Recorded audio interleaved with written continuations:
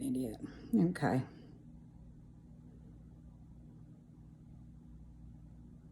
Okay, I was going to tell you about the Princess and the Pea. Prince was out riding his white horse one day, and he comes up on this castle, and he sees this beautiful young lady, and her name was Sophia, and she was a princess. Her daddy was the king that lived in that castle, and he was the king of that area. Well, this prince was from another land a whiles away, and he fell in love with Sophia immediately. He asked the king if he could marry her, and the king was like, well, sure, if you're in love and she loves you, yes, you can marry her. So he gets all her stuff together, and they mount up on his white horse, and they ride to his kingdom.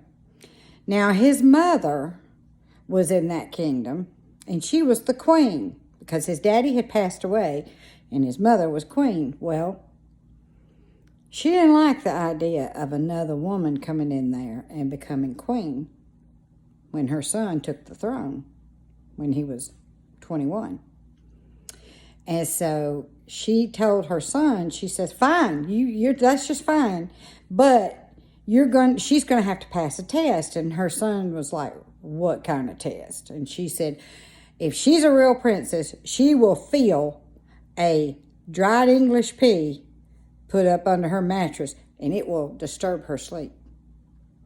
Well, the prince thought about it, and he says, I love Sophia, and I know she's a real princess, so no brainer. Go for it, Mom. That's what he told his mother. So his mother comes in there, and she goes in the room that she was preparing for Sophia. It was a beautiful room, big, wide open spaces, and lovely furniture, But she come in there with 20 mattresses. 20. Stacked them all up on that king-size bed. Bless that little girl's heart. She had that queen was plotting. She was trying to get away with doing the ugly stuff. So the queen had a servant put an English pea under the very last mattress down at the bottom. So she had 19 mattresses above her with no chance of filling an English pea. That's just ridiculous. And the child couldn't even get in the bed because she'd have to climb that tower, and she can't get up there. So the queen comes in with a ladder so she can get up to the top and get in the bed. And when Sophia saw this that night when it was time to go to bed, she looked at the queen and she says, why are there so many mattresses? And the queen said, well, we wanted you to be very, very comfortable, and we couldn't find one that seemed as soft as we liked it, so we figured we'd stack them all together and they'd be soft for you. And Sophia was a sweetheart. She had no reason to think that the queen was being a sneaky stinker. So she just went like, okay, well, that's okay. And she saw the ladder, and she was like, okay, this is going to be interesting, but hey, I can do this. So that night, she brushed her teeth and brushed her hair and climbed up the ladder and laid down on the bed. She laid there for a minute, and she was like, oh, goodness gracious. And she shifted.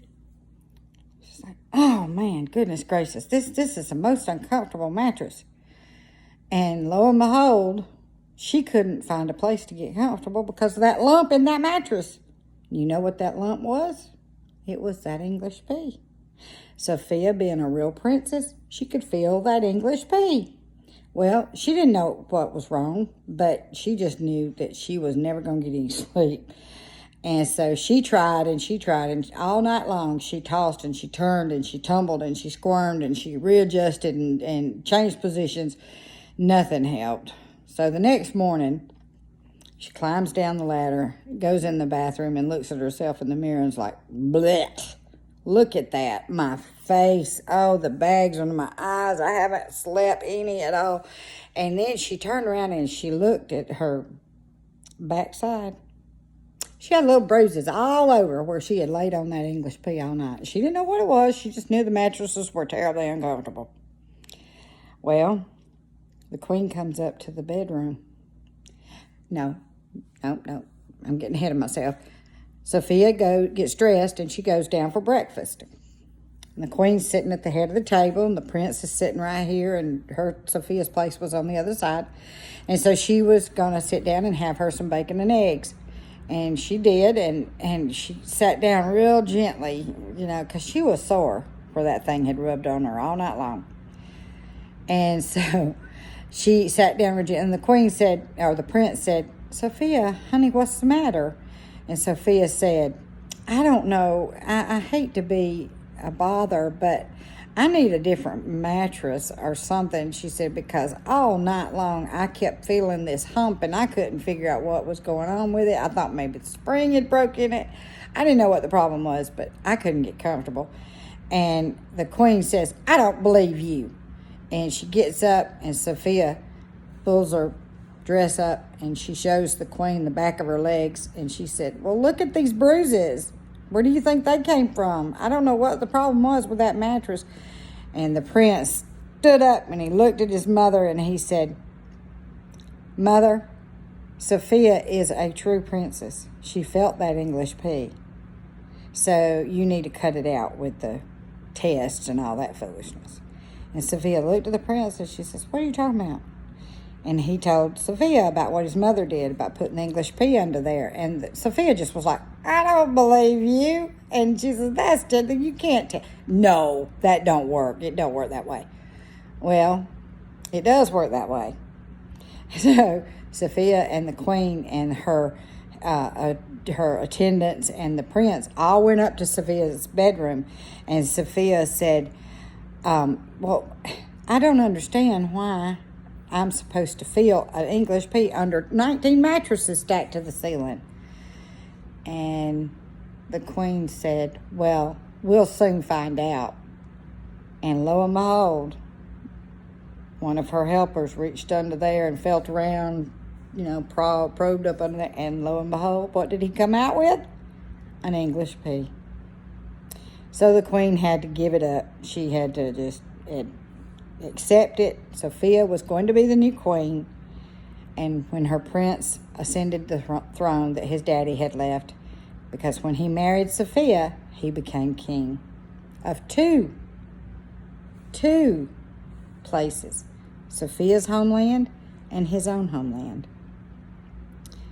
Now, that's called a fairy tale.